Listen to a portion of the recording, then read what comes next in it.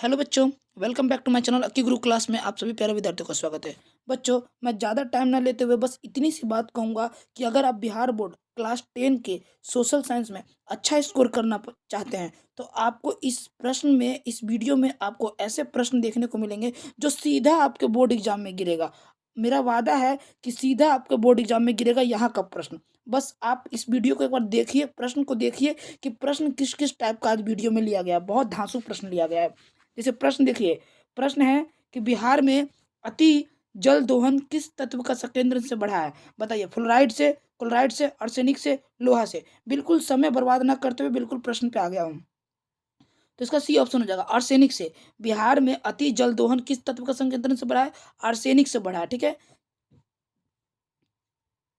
दूसरा प्रश्न बाबू स्क्रीन पर आ गया आपका कि मरुस्थलीय मृदा किस राज्य में पाया जाता है अथवा मरुस्थलीय मृदा का विस्तार निम्न में से कहाँ पर है? इस चार ऑप्शन में कहाँ पर मरुस्थलीय मृदा पाई जाती है? उत्तर प्रदेश, कर्नाटक, राजस्थान की महाराष्ट्र? बताइए। तो मैं बताऊं कि मरुस्थलीय मृदा जो है बाबू कहाँ पाई जाती है? कर्नाटक में पाई जाती है। यानी कि बी ऑप्शन बिल्कुल आपका राइट हो जाएगा। ठीक है। चलिए आगे देखिए, अगला प्रश्न आपका तीसरा नंबर प्रश्न है कि काली मिट्टी उपयुक्त है किस चीज के लिए? कपास के लिए, लीची के लिए, गेहूं के लिए, बाजरा के लिए? तो याद रखना बाबू, काली मिट्टी जो है आपका कपास के लिए उपयुक्त है। किसके लिए? कपास के लिए। यानी कि ए ऑप्शन बिल्कुल सही। आगे देखिए, ये सारे प्रश्न इतने इंपॉर्टेंट है कि आपके एग्जाम में बिल्कुल बन जाएगा। तो क्या करिएगा बाबू, फिर पछताने से कोई फायदा नहीं। इसलिए इस बार पढ़ लीजिए, वीडियो को देख लीजिए। भारत में बंजर भूमि का कितना प्रतिशत भाग कृषि योग्य है? 6%, 10%, 13%, 15%? कितना टाइम लगेगा बाबू? 5-10 मिनट टाइम लगेगा, लेकिन आपका तैयारी तो हो जाएगा। चौथा नंबर का क्या होगा? बी ऑप्शन हो जाएगा बाबू 10%। कितना? 10% जो है बंजर भूमि का हिस्सा जो है कृषि योग्य में होता है। ठीक है, भारत में बंजर भूमि का। चलिए आगे देखिए, अगला प्रश्न है कि राजस्थान में कृषि भूमि के विस्तार में होने का क्या कारण है? वनोन्मूलन या उत्तम बीज का प्रयोग, सिंचाई सुविधा में वृद्धि, खदान की मांग में वृद्धि? तो इसका जो राइट आंसर हो जाएगा सिंचाई सुविधा में वृद्धि। राजस्थान में कृषि भूमि का विस्तार होने का मुख्य कारण क्या है? सिंचाई सुविधा में वृद्धि है वहां पर। आगे देखिए, 6 नंबर प्रश्न है। 6 नंबर प्रश्न क्या बोलता है बाबू कि पंजाब में भूमि निम्नीकरण का मुख्य कारण क्या है? वनमूलन, अति पशुचारण, गहन खेती, अधिक सिंचाई? पंजाब में भूमि निम्नीकरण का मुख्य कारण क्या है बाबू? तो याद रखना, इसका डी ऑप्शन से हो जाएगा अधिक सिंचाई। अधिक सिंचाई के कारण जो है वो क्या होता है? तो पंजाब में भूमि निम्नीकरण होता है। आगे देखिए, अगला प्रश्न आपके स्क्रीन पर आता है बाबू। प्रश्न यहाँ पे देखिएगा, अगला आपका प्रश्न है कि प्रायद्वीपीय भारत की नदी घाटी परियोजना में कौन सी मिट्टी मिलती है? बताइए, काली, लाल, रेतीली, जलोढ़? कौन सी मिट्टी मिलती है बाबू, बताइए। तो याद रखिएगा बाबू, ये आपकी जो मिट्टी मिलती है वो जलोढ़ मिट्टी मिलती है। कौन सी मिट्टी? जलोढ़ मिलती जो है, जलोढ़ मिट्टी जो है भारत की नदी घाटियों में से प्राप्त होती है। आगे देखिए बाबू, अगला प्रश्न आपका स्क्रीन पे आता है कि भारत में कृषि अनुसंधान परिषद ने भारत की मिट्टियों में कितने कितने वर्गों में बांटा है? यहाँ पे है, नीचे है, यहाँ कितने वर्गों में बांटा है? हाँ, भारत में कृषि अनुसंधान परिषद ने भारत की मिट्टियों को कितने वर्गों में बांटा है? तो याद रखना 8। ए वर्गों, यानी कि ए ऑप्शन से हो जाएगा 8 वर्गों में बांटा है। ठीक है। आगे देखिए, अगला प्रश्न, इनमें से काली मिट्टी का क्षेत्र कौन है? बताइए। छोटा नागपुर, पंजाब, महाराष्ट्र, केरल? बताइए क्या होगा इसका, इनमें से काली मिट्टी का क्षेत्र कौन है? तो इसका जो होगा बी ऑप्शन आपका सही होगा। पंजाब जो है वो काली मिट्टी का क्षेत्र है। बी ऑप्शन बिल्कुल सही हो जाएगा। ठीक है। चलिए आगे देखिएगा, 10वां नंबर प्रश्न, जलोढ़ मिट्टी में किसकी मात्रा कम होती है? जलोढ़ मिट्टी में किसकी मात्रा कम होती है? नाइट्रोजन की, जीवाश्म की, कि ए और बी दोनों सही है कि सभी गलत है?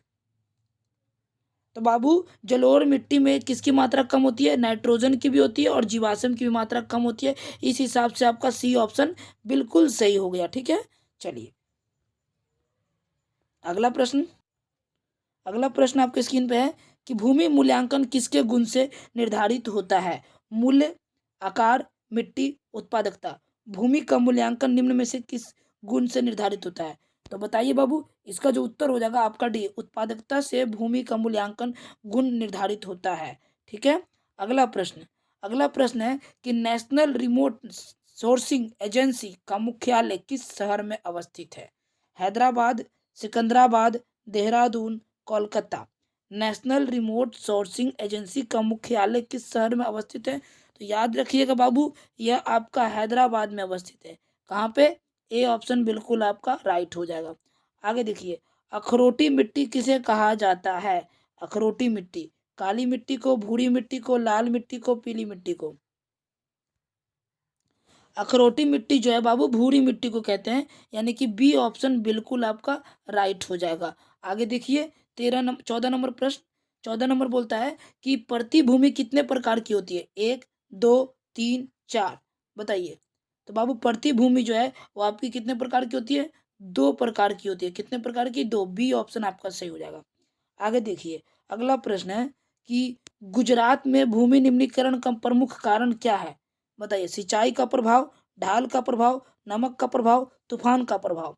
तो गुजरात में भूमि निम्नीकरण का प्रमुख कारण क्या? और हाँ बच्चों, आप कमेंट करके बताइए कि आपने टोटल प्रश्न में से कितने प्रश्न जो है वो आप सही कर रहे हो। कमेंट में आपका जवाब आना चाहिए, ठीक है। तो 15 नंबर का राइट आंसर हो जाएगा बी ऑप्शन, ठीक है। बी ऑप्शन कहाँ पर है? तो यहाँ पर है, ढाल का प्रभाव। थोड़ा सा मिस्टेक हो गया, सी बी ऊपर नीचे हो गया, लेकिन कोई बात नहीं। गुजरात में भूमि निम्नीकरण का प्रमुख कारण कौन सा बाबू? तो आपका नमक का प्रभाव, ठीक है। चलिए आगे देखिए, मुझे लगता है ये प्रश्न में थोड़ा डाउट है, इसका लगा ढाल का प्रभाव होगा, ठीक है। ढाल का प्रभाव करेगा ये, यहाँ पे ढाल का प्रभाव, ठीक है। आगे देखिए, अगला प्रश्न है, भारत के किन 2 राज्यों में सबसे अधिक व्यर्थ भूमि है? बताइए। किस राज्यों में? राजस्थान, मध्य प्रदेश, उत्तर प्रदेश, जम्मू कश्मीर, मध्य प्रदेश एवं गुजरात, या जम्मू कश्मीर एवं राजस्थान? तो 2 राज्य ऐसे हैं जहाँ पर अधिक भूमि जो है वो व्यर्थ है। वो आपका कहाँ पे? जम्मू कश्मीर और राजस्थान में अधिक भूमि जो है बिल्कुल व्यर्थ है, बंजर पड़ी हुई है, ठीक है। आगे देखिए, अगला प्रश्न आपकी स्क्रीन पे आता है। प्रश्न है बाबू कि मृदा संरक्षण के लिए भारत सरकार ने किस वर्ष केंद्रीय संरक्षण बोर्ड का गठन किया था? 1963, 1965, 1985, 1953? मृदा संरक्षण के लिए भारत सरकार ने किस वर्ष केंद्रीय संरक्षण बोर्ड का गठन किया था? तो याद रखिएगा, यह जो किया था बाबू, डी ऑप्शन हो जाएगा सही। 1953 में केंद्रीय संरक्षण जो है मृदा संरक्षण के लिए केंद्रीय संरक्षण बोर्ड का गठन किया गया था। आगे देखिए, अगला प्रश्न 18 नंबर है कि भूमि ह्रास यानी भूमि का कटाव रोकने का उपाय किया जा सकता है? उपजाऊ भूमि पर कल खड़े खाने को लगाकर यानी खड़े कर जलमग्न भूमि उद्धार करना, पहाड़ी से भागों में सीढ़ीनुमा खेत बनाना, या ये सभी? तो ये सभी करके क्या कर सकते हैं बाबू? ये सभी करके हम लोग जो है भूमि को हम बचा सकते हैं। क्या करने से? तो भूमि कटाव होने से, ठीक है। चलिए आगे देखिए, किसी मिट्टी में लोहे के ऑक्साइड मिलते हैं? बताइए क्या होगा बाबू? तो किस मिट्टी के लिए लो ऑक्साइड मिलते हैं? तो याद रखना, इसका जो सही उत्तर होगा बी ऑप्शन, काली मिट्टी के लिए। क्या हो रहा है बच्चे? बी डी नीचे चला गया है, थोड़ा सा मिस्टेक हो गया, कोई बात नहीं। काली मिट्टी के लिए जो है वो क्या मिलते हैं? तो लो ऑक्साइड मिलते हैं, ठीक है। चलिए आगे देखिए, बी ऑप्शन, बी यहाँ पे है बाबू, सॉरी सॉरी, लेटराइट मिट्टी। लेटराइट मिट्टी के लिए जो है लोहे के ऑक्साइड मिलते हैं, ठीक है। आगे देखिए, प्राकृतिक में संसाधनों का संरक्षण के लिए 1968 में कौन सा कन्वेंशन हुआ है? बताइए। तो याद रखिए, जो कन्वेंशन हुआ है अफ्रीकी कन्वेंशन हुआ है, यानी कि ए ऑप्शन आपका बिल्कुल सही हो जाएगा, ठीक है। आगे देखिए 21 नंबर प्रश्न, एल्युमिनियम, एल्युमिनियम में थोड़ा सा जूम आउट करूंगा ताकि आपको अच्छे से दिखाई दे। हाँ, एल्युमिनियम में किस खनिज में एल्युमिनियम किस खनिज से संबंधित है, अथवा एल्युमिनियम बनाने के लिए किस खनिज की आवश्यकता पड़ती है? मैग्नीज, टीन, लोहा, बॉक्साइट? बताइए क्या होगा? याद रखना बाबू, इसका जो उत्तर हो जाएगा डी ऑप्शन, बॉक्साइट। बॉक्साइट खनिज की जरूरत पड़ती है एल्युमिनियम बनाने के लिए, और ये बॉक्साइट से संबंधित है। अगला प्रश्न है कि पाइराइट किस प्रकार का खनिज है? धात्विक, अधात्विक, परमाणु, ईंधन? बताइए। तो पाइराइट जो है बाबू वो आपका धात्विक खनिज है, ए ऑप्शन हो जाएगा सही। आगे देखिए, देश में उत्पादित कुल मैग्नीज का कितना प्रतिशत निर्यात कर दिया जाता है? बताइए। 10, 20, 30, 40? तो याद रखना 20% जो है वो निर्यात कर दिया जाता है, ठीक है। भारत में लगभग कितने प्रकार के खनिज पाए जाते हैं? 50, 100, 150, 200? तो याद रखना, भारत में लगभग जो है आपके 100 प्रकार के खनिज पाए जाते हैं, बी ऑप्शन सही हो जाएगा। आगे देखिए, किस खनिज को उद्योगों की जननी माना जाता है? सोना, तांबा, लोहा, मैग्नीज? तो याद रखना, किस खनिज को उद्योगों की जननी माना जाता है? ये लोहा को उद्योगों की जननी माना जाता है, C option will be right answer. आगे देखिए, निम्न में से कौन सा उद्योग चूना पत्थर को कच्चे माल के रूप में प्रयोग करता है? पटसन, चीनी, सीमेंट, एल्युमिनियम। बताइए। तो 26 नंबर की बात करें तो सी ऑप्शन सीमेंट जो है वो क्या करता है, कच्चे माल के रूप में उपयोग करता है उद्योग चूना पत्थर के रूप में। ठीक है, आगे देखिए 27 नंबर, किस निम्न में कौन सा लोह युक्त खनिज है? तो मैग्नाइट जो है वो लोह युक्त खनिज है। ठीक है, आगे देखिए बाबू 28 नंबर प्रश्न, सीमेंट में उद्योग का सबसे प्रमुख कच्चा माल क्या है? अभी बताया मैंने, चूना पत्थर, ए ऑप्शन। देखिए जो प्रश्न आते हैं उस पर टाइम वेस्ट नहीं करूंगा। विश्व के लोहे अयस्क उत्पादक देशों का भारत का कौन सा स्थान है? विश्व के लोह अयस्क उत्पादक देशों में भारत का कौन सा स्थान है? तो याद रखिएगा ये कौन सा स्थान है बाबू, ये आपका 5वां स्थान है। कौन सा स्थान है? 5वां, बी ऑप्शन सही हो जाएगा। निम्न में से किस खनिज का विश्व व्यापार काफी कम होता है? बॉक्साइट का, कोयला का, मैग्नीज का, लोह अयस्क का। तो याद रखना बॉक्साइट का सबसे व्यापार जो है विश्व में कम होता है। ठीक है, 31 नंबर प्रश्न देखिएगा। 31 नंबर प्रश्न, रेशम कीड़ा पालन क्या कहलाता है? सेरीकल्चर, रेशम कल्चर, पीसी कल्चर, तीसी कल्चर। तो याद रखना बाबू रेशम कीड़ा जो है वो सेरीकल्चर कहलाता है। ए ऑप्शन सही हो जाएगा। पकते समय गेहूं के फसल के लिए आदर्श तापमान कितना होना चाहिए? बताइए। 10 से 15 की, 15 से 20 की, 15 से 25 की, 21 से 26। तो याद रखना 21 से 26 डिग्री सेल्सियस जो है पकते गेहूं के लिए तापमान की जरूरत है। इनमें से कौन सा दलहन फसल नहीं है? चना, अरहर, बाजरा, मसूर। कौन सा दलहन फसल नहीं है?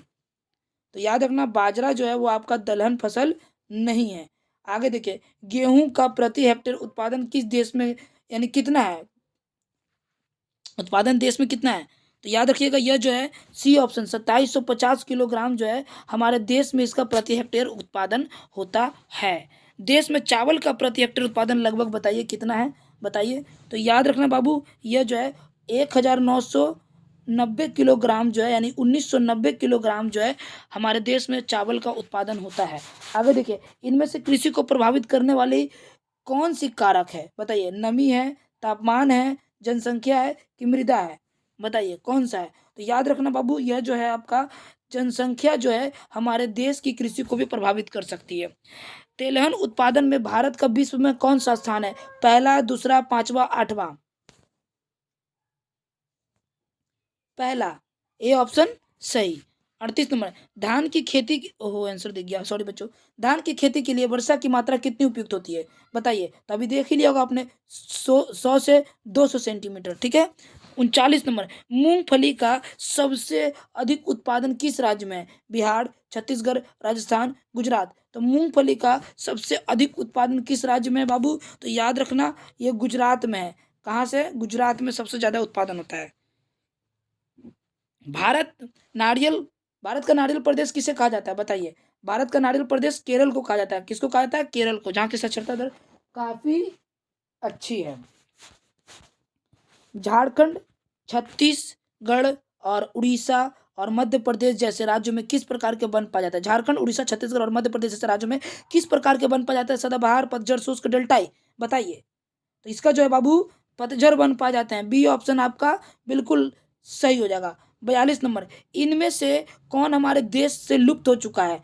चीता, हनुमान, गेंडा, तेंदुआ। हनुमान हो सकता है मिस प्रिंट होगा, लेकिन चीता जो है हमारे देश में वो लुप्त हो चुका है। और लुप्त हुए प्राणी को हम लोग किस बुक में लिखते हैं बाबू? तो रेड डाटा बुक होता है, उसमें हम लोग क्या करते हैं, रेड डाटा बुक जो होता है उसमें हम लोग लुप्त हुए प्राणी के बारे में लिख रहे हैं। आगे देखिए, गजराज किसे कहा जाता है? अरे ये प्रश्न, सिंह को कहा जाता है। चलिए आगे देखिए 44 नंबर, बांधवगढ़ राष्ट्रीय उद्यान किस राज्य में स्थित है? बाबू ये सब प्रश्न जो जितने में मैं अभी करवा रहा हूँ इसको भी आई समझिए, गलती भी ना करिएगा छोड़ने का, मिस करने का।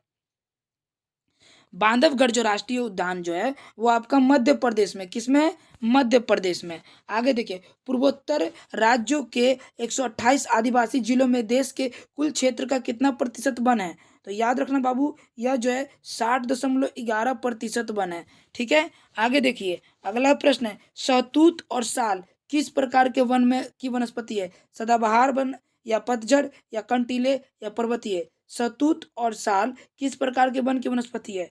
तो यह जो है आपका सदाबहार है। ए ऑप्शन सही हो जाएगा। ठीक है, 47 नंबर, स्तनधारियों की कितनी प्रजातियां विनाश के कगार पर है? 44, 33, 79 और 13? C option 79। ठीक है, 79 स्तनधारी प्राणियां जो है विनाश के कगार पर आ चुकी है। आगे देखिए, इनमें से कौन सा जीव जो केवल भारत में ही पाया जाता है? घड़ियाल, मगरमच्छ, डॉल्फिन, व्हेल, कछुआ। तो याद रखना बाबू, केवल भारत में पाया जाता है जो कि भारत की कौन सा जीव है? तो याद रखना जो केवल भारत में, तो वो घड़ियाल और मगरमच्छ जो है केवल भारत में ही पाया जाता है। ठीक है, डॉल्फिन भी पाया जाता है, व्हेल भी पाया जाता है, कछुआ लेकिन यहाँ केवल पूछ रहा है। ठीक है, समझ गए ना? आगे देखिए, अगला प्रश्न है, संविधान की धारा 21 का संबंध किससे है? बताइए। संविधान की धारा 21 का संबंध बाबू किससे है? तो वो वन्य जीव और वनस्पति के संरक्षण से है, यानी कि बी ऑप्शन बिल्कुल सही हो जाएगा। ठीक है बच्चों, बिल्कुल सही हो जाएगा। आगे देखिए, 50 नंबर, FAO, FAO की यानी कि क्या बोल रहा है कि वानिका रिपोर्ट के अनुसार 1948 में FAO, बताइए बच्चों, FAO यानी कि फूड एग्रीकल्चर ऑर्गेनाइजेशन वानिका रिपोर्ट के अनुसार 1948 में विश्व में कितने हेक्टेयर भूमि पर वन का विस्तार था? तो बताइए। तो इसका जो जगह 8 अरब हेक्टेयर भूमि पर विस्तार था। ठीक है, क्या हो जाएगा? नहीं नहीं, 8 अरब नहीं बाबू, ये हो जाएगा बी ऑप्शन, 4 अरब हेक्टेयर पे। ठीक है, चलिए 4 अरब। आगे देखिए, अगला प्रश्न है, इनमें से कौन सा प्राथमिक ऊर्जा नहीं है? बताइए, कौन सा प्राथमिक ऊर्जा नहीं है? बताइए।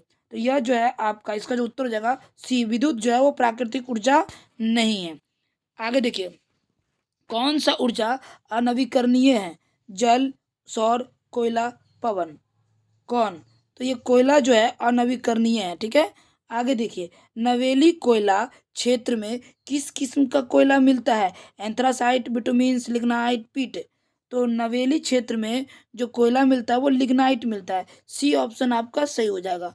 आगे देखिए बाबू, 54 नंबर प्रश्न है कि भारत में प्रथम जल विद्युत संयंत्र की स्थापना कहाँ हुई थी? शिलोंग, अगरतला, दार्जिलिंग, शिव समुद्रम।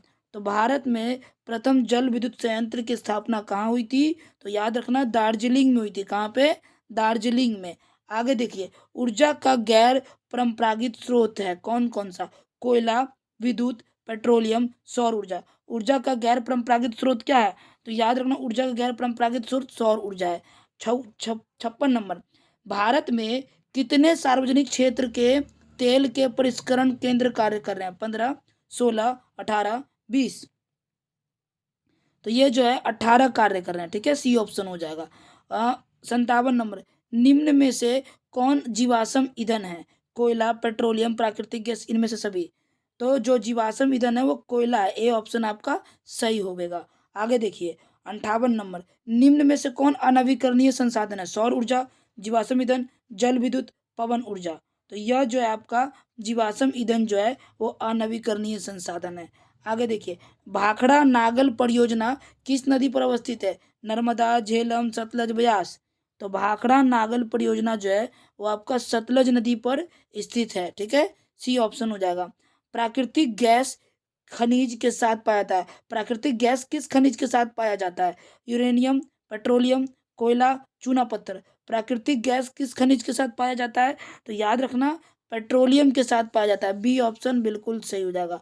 आगे देखो बाबू, 61 नंबर प्रश्न है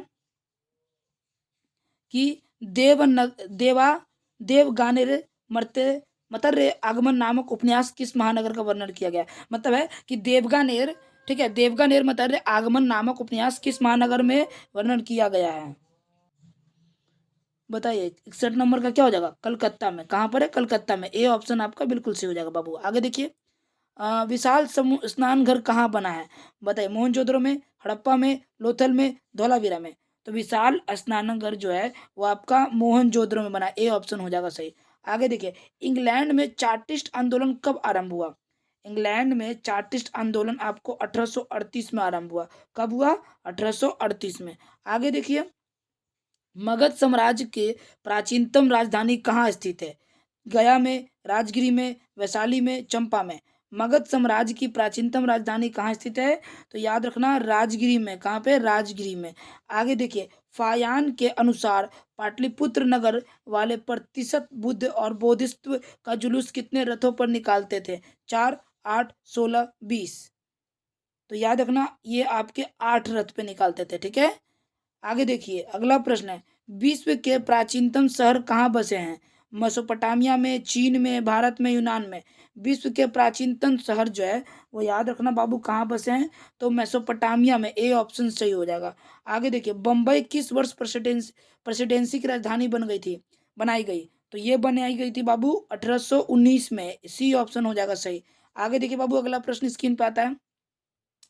तख्त श्री हरमंदिर जी साहब कहाँ स्थित है? तख्त श्री हरिमंदिर जी साहब कहाँ स्थित है बाबू, तो याद रखना ये आपका पटना साहिब में स्थित है। ए ऑप्शन सही हो जाएगा। आगे देखिए, दादा साहब फाल्के ने निम्नलिखित में किस फिल्म को निर्माण किया था, तो याद रखना 69 नंबर का बाबू ए ऑप्शन, राजा हरिश्चंद्र ने। ठीक है, ए ऑप्शन सही हो जाएगा। 70 number, the bitter cry of outcast London के लेखक कौन थे? The bitter cry of outcast के लंदन के लेखक कौन थे? तो इसके जो लेखक थे चार्ल्स नहीं होंगे बाबू, इसका एंड्रिया मीनर्स होगा, यानी कि ये हो जाएगा। ये ऑप्शन बिल्कुल सही हो जाएगा। ठीक है, आगे देखिए अगला प्रश्न, इंग्लैंड में औद्योगिक क्रांति किस उद्योग से आरंभ हुई थी?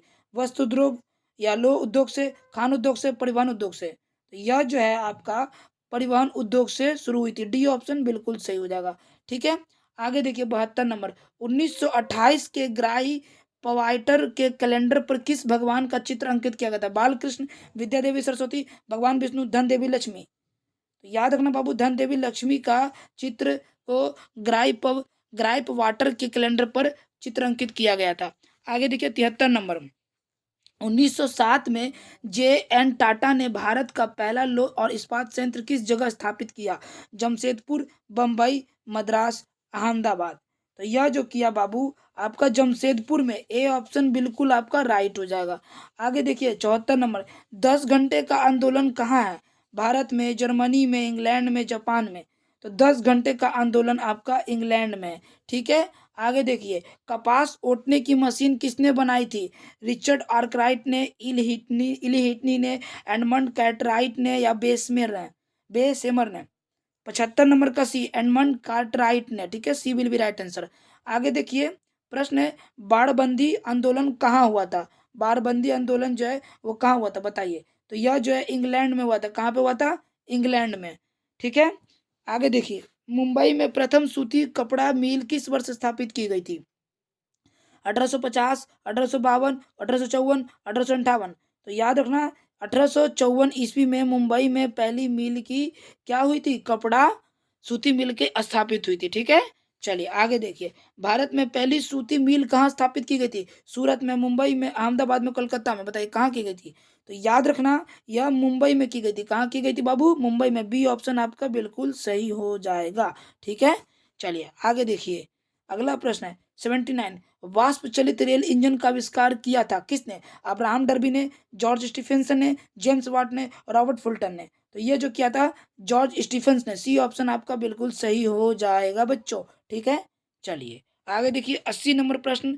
देखिए, 20वीं शताब्दी पर आयातित कपड़ों के मैनचेस्टर का लेबल पर किस प्रकार का चित्र छपे थे? देखो बाबू, एक बात सुन लो, बस 1 मिनट के लिए कह रहा हूँ कि अगर आप चैनल पर नए हो ना, तो पता है क्यों सब्सक्राइब करिए? क्यों? क्योंकि इस तरीके की जो वीडियो और आएगी ना, वो जल्दी आप तक पता चल जाएगा और जल्दी पहुंच जाएगा। सब्सक्राइब करके नोटिफिकेशन ऑन कर लीजिएगा, ताकि आपको आगे का कोई क्लास ना नहीं छूटेगा। समझ रहे हैं ना बात को हम क्या बोल रहे हैं? ये बात को समझिए, बड़े गहराई ये बात को। ठीक है, और आशा करते हैं कि आप सभी बच्चे अच्छे से तैयारी कर रहे हैं। और कमेंट में ये लिखा, कमेंट में बताओ हमको कि तुम लोग के 80 में कितना नंबर सही गया। ठीक है, हम एक टीचर होने के नाते इतना तो हम बता देंगे कि कितना प्रश्न आप सही कर रहे हो 80 में, तो कितना नंबर आएगा। और सबके कमेंट पे रिप्लाई देते हैं बाबू। आप लोग जरूर से कमेंट करके बताइए कि पढ़ावे के हमार तरीका जो है वो कैसन बा। ठीक बा, तो बताबा का 80 नंबर के आंसर का होवे? B option, Maharaja Ranjit Singh is the right answer of this question. 20वीं शताब्दी में आयातित कपड़ों के मैनचेस्टर लेवल पे किस प्रकार का चित्र छपे थे? महाराजा रंजीत सिंह के। ठीक है, तो बाबू ये जो है 80 प्रश्न कंप्लीट करवा दिए हैं। और अगर आप नए हैं चैनल पे तो सब्सक्राइब कर बेल आइकन घंटी प्रेस कीजिएगा, ताकि आपके आगे की क्लास मिल जाए। और सुनो बाबू, पीडीएफ, अगर क्लास की पीडीएफ लेनी है तो आपको क्या करना होगा? आपको ये जो नंबर दिख रहा है ना, 9523033488, बोलिए कि सर हमको 10 क्लास के ग्रुप में जोड़ दीजिए, हमको PDF लेना है, आप ग्रुप में जुड़ जाइएगा ना तो आपको तुरंत PDF बिल्कुल फ्री ऑफ कॉस्ट मिल जाएगा। ठीक है, कौनो प्रकार के कोनो दिक्कत नहीं के होगा ग्रुप में। ठीक बा, तो आई होप कि आपको आज का क्लास रउआ लोगन के बहुत अच्छा लगल बा।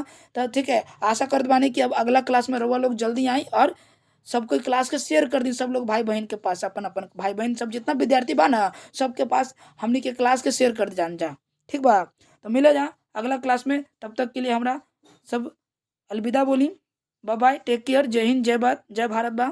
ठीक है, चलो बच्चों अगला क्लास में मिलते हैं। बाय बाय, टेक केयर, जय हिंद जय भारत जय बिहार बच्चों।